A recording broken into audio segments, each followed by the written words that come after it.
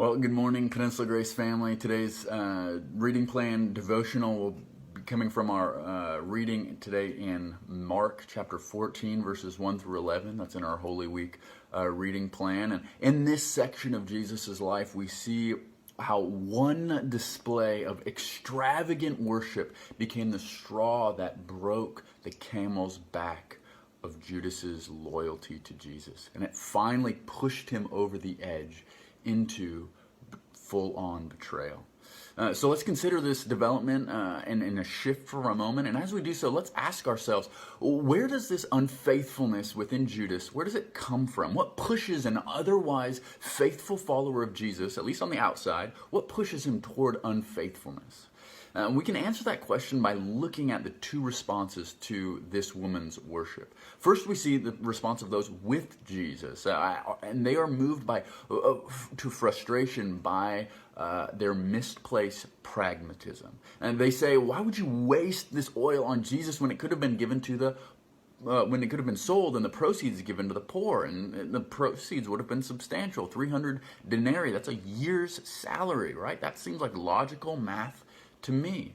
But then Jesus speaks up and he says, no. Your pragmatism is misplaced. It's off base. If you acknowledged who I was and the gravity of this moment, then you would realize that what seems to be wasteful is actually warranted.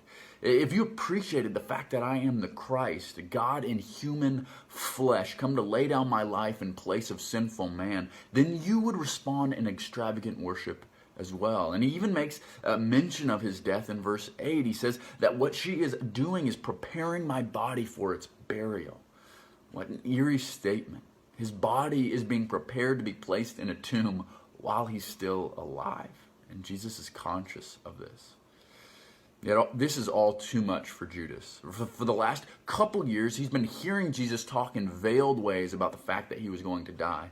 But in some way or another, you can imagine Judas had always been able to dismiss those comments, right? Oh, Jesus, you're being too dramatic, right? We know that when your kingdom really does come, it will be glorious, and I too will share in that glory. But now Jesus begins to talk about his death as something just around the corner. And Jesus begins to realize that he isn't being figurative at all. Jesus really is going to die. He has hitched his wagon to a dead horse who wasn't going to bring about the kind of political deliverance of Israel that Judas wanted. The woman with the alabaster jar of oil recognized Jesus' true worth and responded appropriately. Judas failed to recognize Jesus' true worth and responded in kind. All unfaithfulness takes root in the absence of gratitude. Judas's failure to see the glory and goodness of Jesus led him to grow bitter when he realized that Jesus wasn't going to bring about the kingdom in the way that he wanted. But the same thing was true all the way back in the garden in Genesis, right? Adam's lack of gratitude and contentment to enjoy all the good things God had given him led him to betray his Creator. He doubted God's goodness and tried to taste a taste of something good which he believed that God was holding back from him. But the same thing is true for us. Unfaithfulness stems from ingratitude.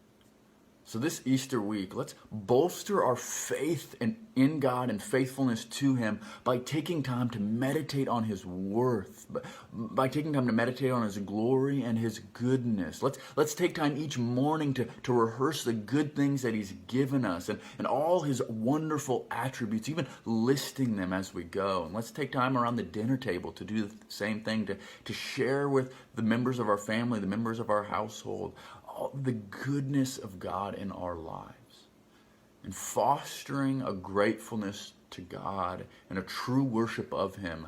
As we do this, our faithfulness to Him will grow.